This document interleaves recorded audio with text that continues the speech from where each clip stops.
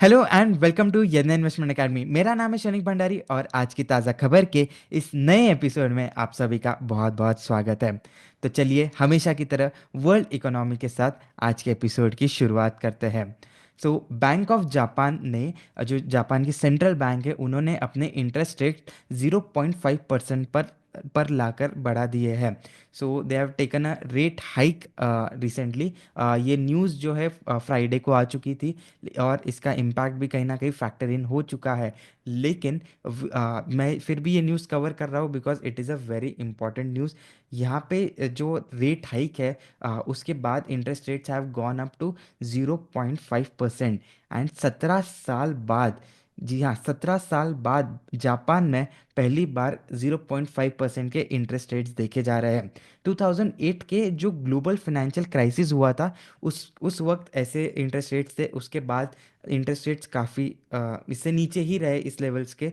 And अभी recently जो hike हुई है, सो फर्स्ट टाइम यहाँ पे बैंक ऑफ जापान ने रेट हाइक करके 0.5% पे इंटरेस्ट रेट्स लाए हैं। सो थोड़ा सा रैशनल समझते हैं यहाँ पे। So Bank of Japan is confident that the rising wages, यानी कि इनकम ग्रोथ जो है, it is sufficient enough to keep inflation around 2%। So they are targeting 2% inflation. जब सेंट्रल बैंक ये चाहती है कि इन्फ्लेशन एक सर्टेन लेवल पे रहे, so in order to expand the economy वो इंटरेस्ट रेट्स कम रखते हैं। लेकिन अगर उनको लगता है कि other factors are enough to control the to bring the inflation to the desired level, तो वो इंटरेस्ट रेट्स बढ़ाते भी है। बिकॉज अगर इंटरेस्ट रेट्स बढ़ाओगे तो जो इनकम, जो money at the hands of public disposal है, वो कम हो जाएगा। Because lending would be costlier. So less of lending, less of expenditure. And अगर एक्सपेंडिचर लेस होता है तो इन्फ्लेशन भी लोअर साइड पे रहेगा।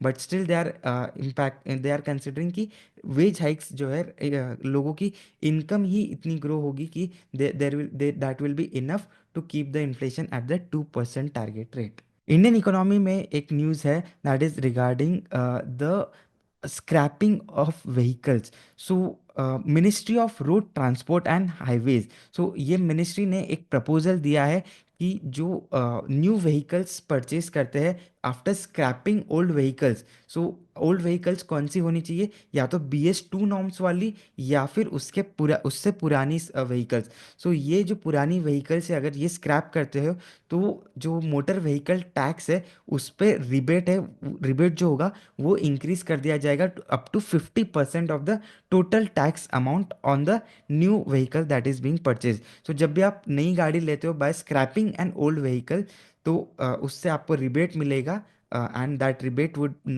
जो अर्लियर रिबेट था वो 25% था for personal vehicles and 15% for commercial vehicles. तो ये दोनों को ही बढ़ाकर 50% of the motor vehicle tax के अमाउंट पर यहाँ पे रिबेट देने का प्रपोजल यहाँ पे मिनिस्ट्री ने रखा है सामने। Next news is regarding a lithium refinery project. So Nagpur में एक लिथियम रिफाइनरी प्रोजेक्ट सेट होने वाला है। सो अराउंड 42,500 करोड़ का ये प्रोजेक्ट होने वाला है।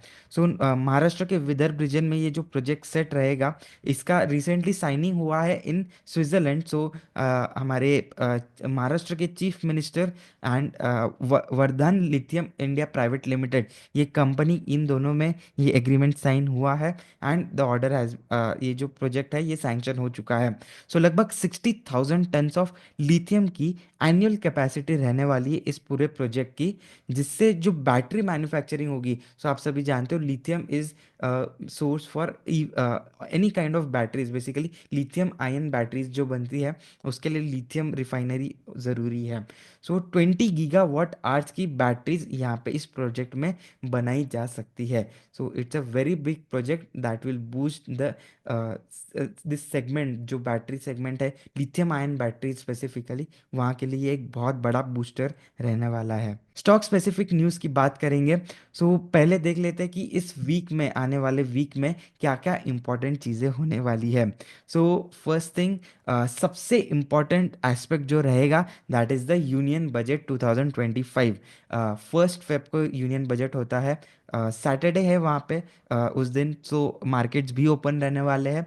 एंड ये एक सबसे इम्पोर्टेंट इवेंट रहता है in entire calendar year of Indian economy. Corporate earnings की बात करेंगे तो काफ़ी इंटरेस्टिंग रिजल्ट्स आने वाले हैं। Hyundai Motors, bank of Baroda, JSW energy, Ambuja cement जैसे काफ़ी बिगर नेम्स है जो कंपनीज अगले हफ्ते रिजल्ट देने वाली है। कुछ फाइनेंशियल डेटा भी हमें देखने को मिलेगा। सो डोमेस्टिक इकोनॉमिक डेटा में अगर हम देखें तो फिस्कल डेफिसिट का डेटा आने वाला है, infrastructure output for December, bank loan and deposit growth for mid January.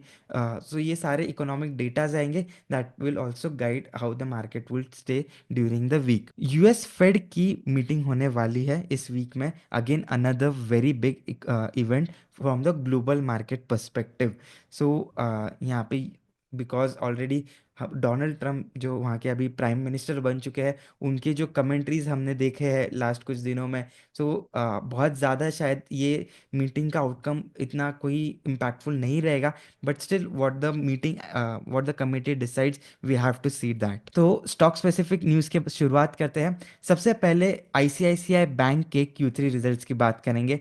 Net profit company का 15% से बढ़ा है। अराउंड 9% का नेट इंटरेस्ट इनकम में कंपनी ने ग्रोथ देखा है on a year on year basis. So net interest margin जो है कंपनी के, वो एक्चुअली डिक्लाइन हुआ है, 4.25% पे आ चुके हैं एनआईएम्स, जो निम्स बोलते हैं बैंकिंग इंडस्ट्री में। So earlier it was 4.43%। Last quarter की बात करें Q2 FY25 की, so that has also fallen 4.27% से गिर के 4.25% पर मार्जिन्स आए हैं। Provision for contingencies have increase, 17% की प्रोविजंस यहाँ पे कंपनी ने ली है। अ, अगर एसेट क्वालिटी की टर्म्स में बात करें तो it was generally flat. Gross NPA जो है 1.96% है एज अगेंस्ट 1.97%। नेक्स्ट हम बात करेंगे आईडीएफसी फर्स्ट बैंक के Q3 रिजल्ट्स के बारे में। नेट प्रॉफिट जो है इस कंपनी का 53% से गिरा है।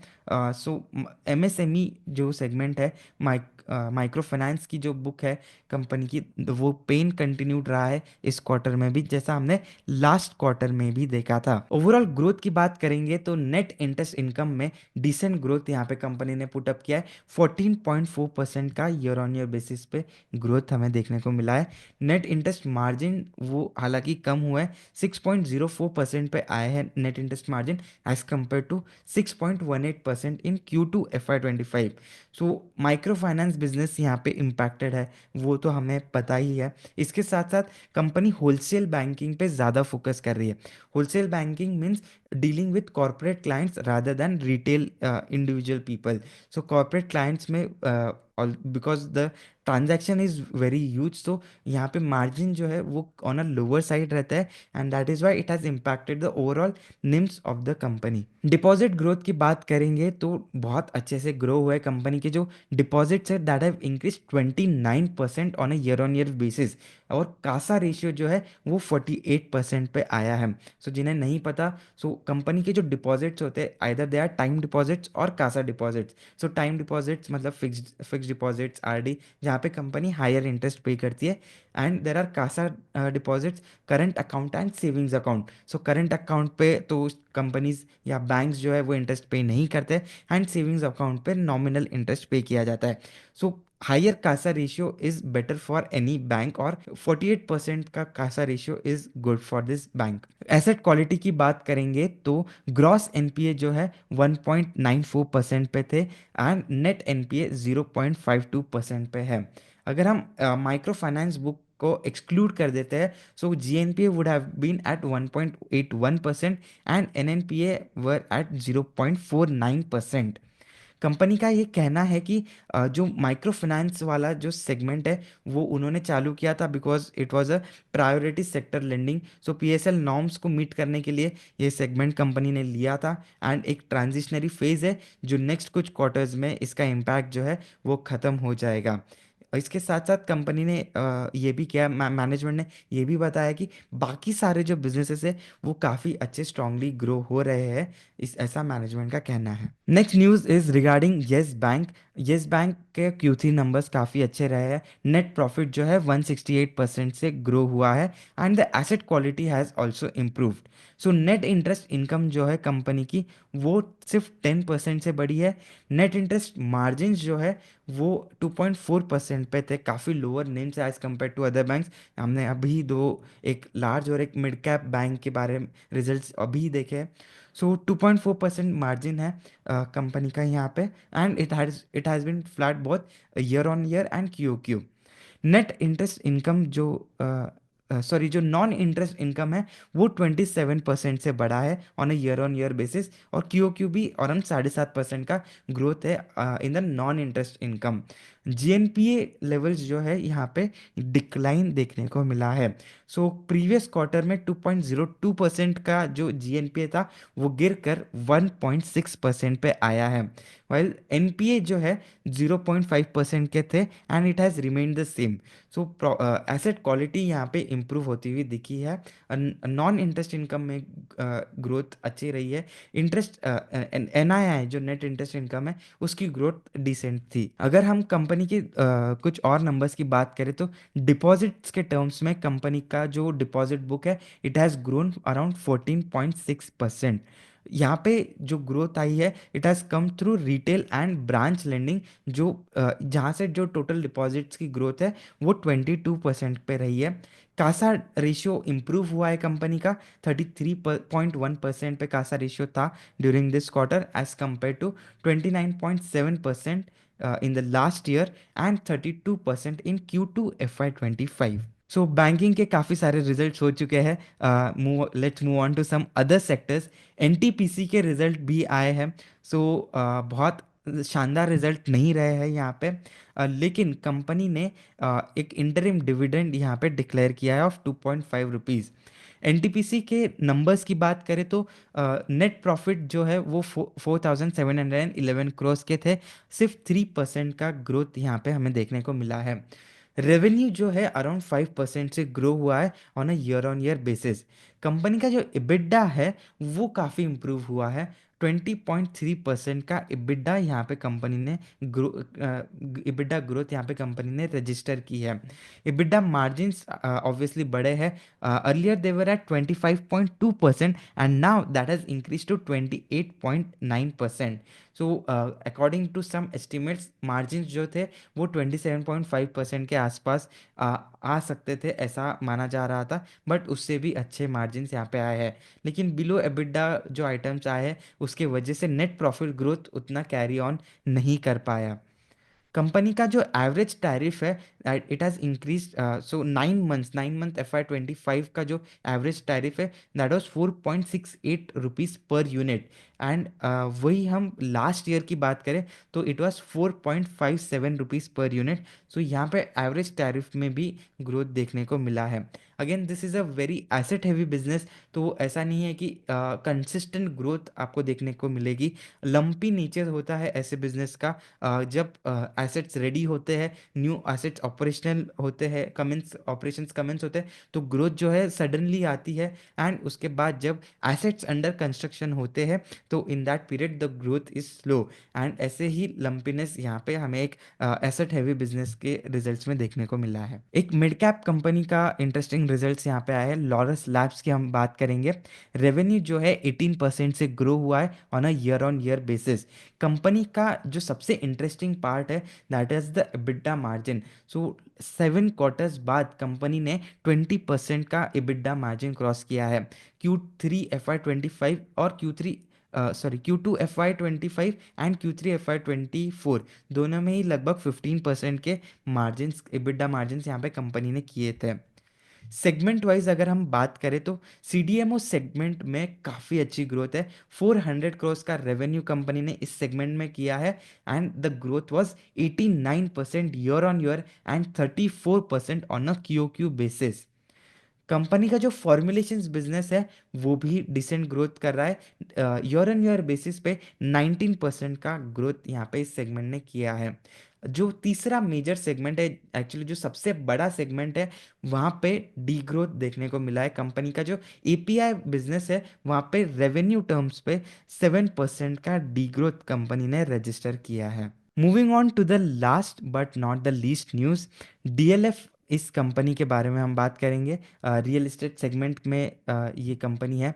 नेट प्रॉफिट ये कंपनी का 61% से बढ़ा है। रेवेन्यू भी अराउंड 1700 करोड़ पे आया है, ऐसा मैंने एक न्यूज़ आर्टिकल में पढ़ा।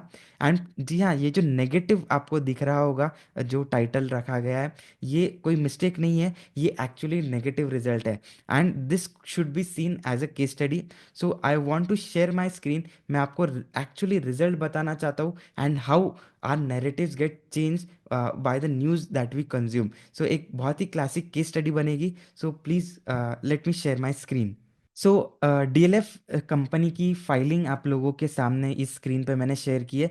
कंपनी की official filing on the Bombay stock exchange. So आप देख सकते हैं डीएलएफ के कंसोलिडेटेड फाइनेंशियल रिजल्ट्स की हम बात करें फॉर द क्वार्टर एंडेड 31 दिसंबर 2024। सो हमने देखा था कि कंपनी का जो नेट प्रॉफिट है 61% से बढ़ा है। एंड न्यूज़ वाले बोल रहे हैं कि अराउंड 1700 करोड़ का रेवेन्यू यहाँ पे कंपनी ने किया है। So let's see what the actual reality is. So let me zoom in a bit. So revenue from operations जो है कंपनी के, एक्चुअली देवर 1529 crore approximately, as compare to 1521 crore. So 0.5% का ग्रोथ है इस कंपनी के रेवेन्यू नंबर्स में।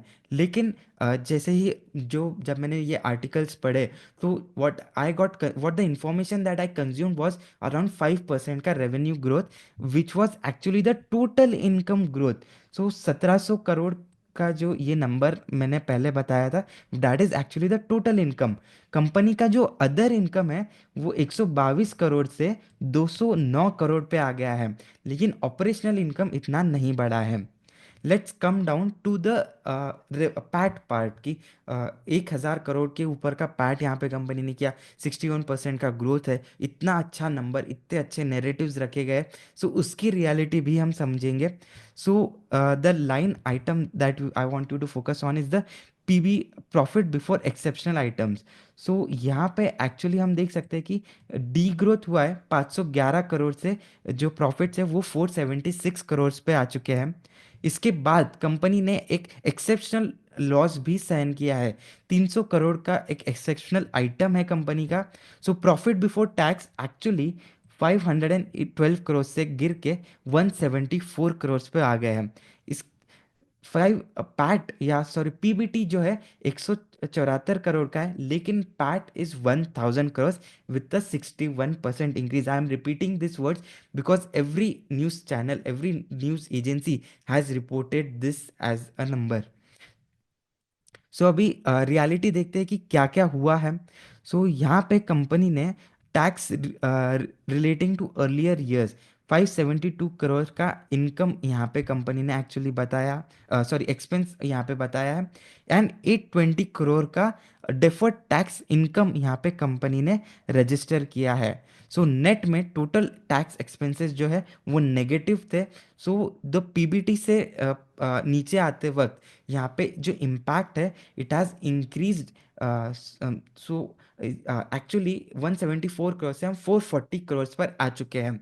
इसके अलावा share of profit in associates and जेवीज। So this is how the accounting is done. जो भी जेवीज होती है, सो एक बार पैट जब टैक्सेस का इम्पैक्ट आता है, उसके बाद जो आपके एसोसिएट्स और जेवीज होते हैं उनके प्रॉफिट का शेयर यहाँ पे ऐड किया जाता है। सो वो ही 600 करोड़ पर आया है। सो कंपनी की अगर हम बात करेंगे, सो ये जो नंबर है एक्चुअली हमने वो जो डीग्रोथ है ऑलमोस्ट 512 करोड़ से लेके 174 करोड़ तक, वो एक्चुअली यहाँ पे नंबर बढ़ के 11 ऑलमोस्ट 1050 करोड़ के ऊपर जाता है। And what is being sold to us is that 655 crore से बढ़कर पैट जो है वो ऑलमोस्ट 1000 करोड़ पे जा चुका है। 61% का ग्रोथ है। लेकिन what about the revenue numbers, उसके बारे में कोई बात नहीं कर रहा है। लेस देन 1% का ग्रोथ है। And because of some accounting differences यहाँ पे जो नैरेटिव्स है वो बहुत अच्छे सेल किए जा रहे हैं कि बहुत अच्छी कंपनी है, 60% का ग्रोथ है। एंड दैट इज़ वेयर हम जैसे रिटेल इन्वेस्टर्स जो है वो फंस जाते हैं। And that is why it is very important to read the financial statements, to read between every line. एंड इसके बाद ही हमने अपने कोई भी डिसीजन लेने चाहिए। ऐसे फंडामेंटल एनालिसिस बहुत ज़रूरी है before investing. So I hope DLF वाला ये जो एग्जांपल है, I I don't have any mooted agenda against DLF. मैंने ये कंपनी बहुत ज़्यादा डिटेल में स्टडी नहीं की है। मैंने रिजल्ट देखा, नंबर्स देखे, एंड जो रेड फ्लैग्स मेरे दिमाग में आए, I thought that I should share it with you all. And ये केस स्टडी है, एक लर्निंग है हमारे लिए कि we should not follow what the news articles are saying blindly. So हम हमेशा जब भी कोई भी न्यूज़ प्रेजेंट करते हैं, कोई भी चीज़ कंज्यूम करते हैं, इंफॉर्मेशन कंज्यूम करते हैं, न्यूज़ चैनल से हमें एक आइडिया आती है, but we make a point that हम फिनेंशियल्स देके वो फिनेंशियल्स को समझे, एक्चुअली क्या हुआ था, मैनेजमेंट की कमेंट्रीज पढ़े, वहाँ पे क्या इम्पैक्ट है, मैनेजमेंट क्या बोल रही है, बाकी एनालिस्ट क्या बोल रहे हैं, ये सारी चीज़ें समझ के ही हम अपना एक डिसीजन बनाते हैं। And that is where fundamental analysis is important. But ऐसे हम कई सारे लोग होते हैं जो सिर्फ न्यूज़ के बेसिस पर इन्वेस्ट कर देते हैं, which is very detrimental for your finances। So stock market के लिए भी एक फेमस डायलॉग है कि सावधान रहे और सतर्क रहे, बिकॉज आपको जो इंफॉर्मेशन है, सेम इंफॉर्मेशन दो अलग पर्सपेक्टिव से परोसी जा सकती है। एंड न्यूज़ चैनल्स, मैंने जितने भी न्यूज़ चैनल्स पे ये देखे, ये डीएलएफ की news, every one was talking about 62%, 61% pad growth. So no one was highlighting the issues कि there is no revenue growth. So what to look at, you know? So ऐसे कई सारे चीज़ें हैं यहाँ पे जो हम ओवरलुक कर देते हैं बिकॉज ऑफ ये न्यूज़ चैनल उस उन चीज़ों को उतने अच्छे से, उतने थरोली कवर नहीं करते। सो आई होप आपको ये डीएलएफ वाली केस स्टडी पसंद आई होगी। ये केस स्टडी मैंने इसलिए रिप्रेजेंट करी कि अगर यहाँ से किसी एक इन्वेस्टर के लिए भी एक पॉजिटिव लर्निंग आती है, तो all my efforts that I have taken for this case study, that would be very much fruitful. तो अगर आपको ये पसंद आई होगी केस स्टडी, तो मुझे कमेंट करके बताइए एंड इस वीडियो को लाइक कीजिए। और ऐसे ही और फंडामेंटल एनालिसिस के लिए बने रहिए यज्ञा इन्वेस्टमेंट एकेडमी के साथ। जय हिंद।